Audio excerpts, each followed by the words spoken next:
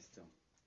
Hola, mi nombre es José Alberto Nava Pérez y este es el trabajo para el entregable 2 que corresponde a la parte o a la unidad 4 que son elementos de la prosodia.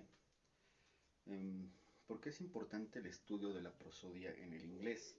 La prosodia en sí tiene mucha influencia en la organización del discurso y si bien la gramática nos va a indicar cuál es la manera correcta en la que expresamos nuestro pensamiento, la prosodia nos puede indicar de qué manera podemos organizar el discurso para que este mismo sea entendible. Un discurso sin pausas y sin entonación puede parecer extraño o peor aún puede no ser comprendido. En la clase en línea vimos un ejemplo del uso justamente de la acentuación en ciertas palabras en las cuales se cambiaba la acentuación de la misma. Entonces aquí vamos a poner un ejemplo en español. Para la oración puedes ir a la tienda. Si la acentuamos como puedes ir a la tienda, produce un efecto extraño, similar a mi parecer a decir palabras sin coherencia. Entonces, desde mi punto de vista, la prosodia ayuda a que el discurso sea coherente y entendible para poder, para poder comunicarlo, al mismo nivel que el que tiene la gramática en la coherencia y la hilación directamente de las palabras. El tema que voy a presentar en este caso es el stress, para el cual me basé completamente en el libro de Brian Mott. De hecho, es un libro muy bueno que pues terminé adquiriendo para poder verificar todo el capítulo.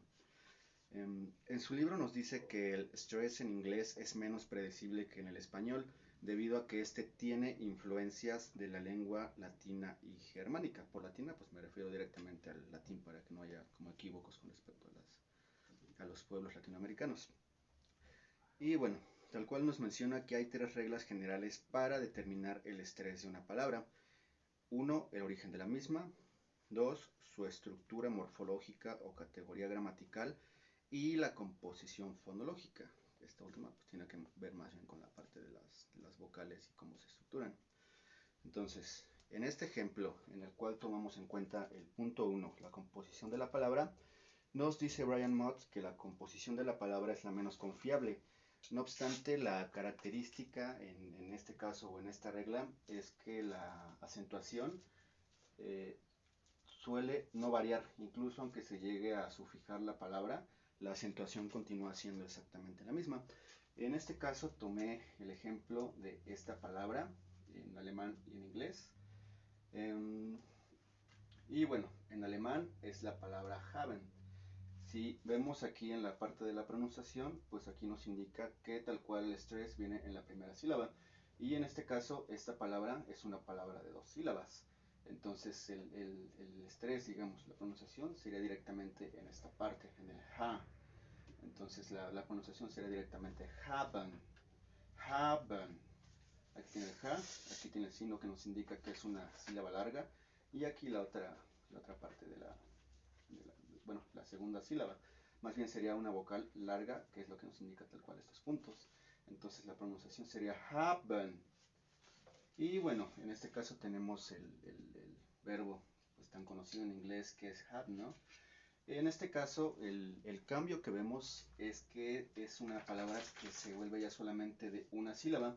No obstante, sigue conservando la parte del largo de la sílaba, que en este caso se convierte en el diptongo. Y bueno, tal cual la pronunciación sería have. En este caso, como la palabra anterior, pues la A, como es una A larga, es haben. Y en este caso es have. Pero de igual forma, al ser un diptongo, continúa teniendo esta propiedad de que es una letra que se pronuncia mucho más larga que una letra normal.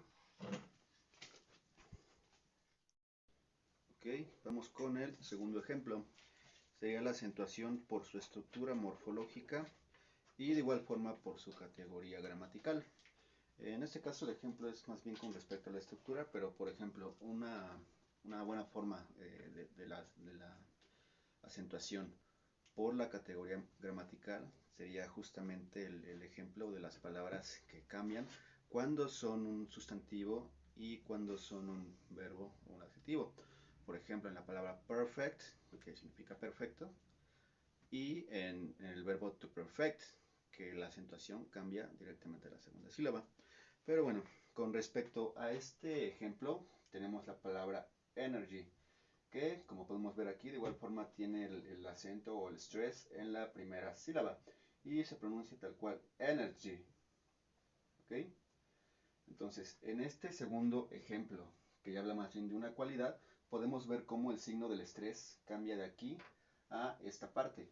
¿Por qué cambia de esta forma? Nos dice Brian Mott que en este caso cuando existe una sufijación, es decir, cuando creamos una palabra agregando al final otra parte que la complementa, el acento suele guiarse o suele irse del lado más bien del sufijo. Eso es justamente lo que está pasando en esta ocasión, que el estrés está primeramente en la primera sílaba y cuando pusimos el sufijo para convertirlo en energetic, entonces el estrés se mueve hacia la derecha, directamente hacia donde está el sufijo.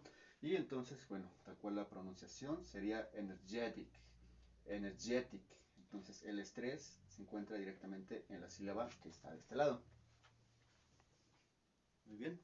Y aquí vamos con el tercer ejemplo que corresponde a la tercera regla, que es la determinación del estrés mediante la construcción segmental. En este caso, Brian Mott nos indica que el acento en una palabra en inglés generalmente se mueve hacia la sílaba que él llama pesada, la sílaba heavy. Esta está compuesta por una sílaba que contiene una vocal larga o un diptongo o una vocal con al menos dos consonantes de las cuales la primera pertenece a la misma vocal de esa sílaba. En este caso aquí vamos a dar dos ejemplos que nos indican justamente la parte o el uso de esta regla. La primera palabra magical, vemos aquí que tiene el estrés en este caso en la primera sílaba. Cumple con el punto en el cual en este caso la sílaba tiene un diptongo, que sería directamente el sonido largo. Y la pronunciación sería entonces magical, magical. El stress se nota muy claramente justamente en la primera sílaba o en la parte de acá. Y el otro ejemplo sería esta palabra, default. Podemos ver que se cumple la regla de que está la sílaba, está rodeada de dos consonantes y en este caso tenemos el signo que nos indica que es una sílaba larga. Y la pronunciación sería directamente default. Muy bien, sería default. Entonces, en conclusión, podemos observar que la prosodia es una rama y una herramienta muy importante para podernos hacer comprender en un idioma extranjero, bueno, más bien para poder hacernos comprender en un idioma extranjero, justamente porque en otros idiomas tienen reglas muy distintas a los de la lengua materna. En este caso que tomamos como ejemplo, Brian Mott nos menciona que en el español las palabras tienden a acentuarse más cerca de las últimas sílabas y en el inglés es completamente el caso contrario.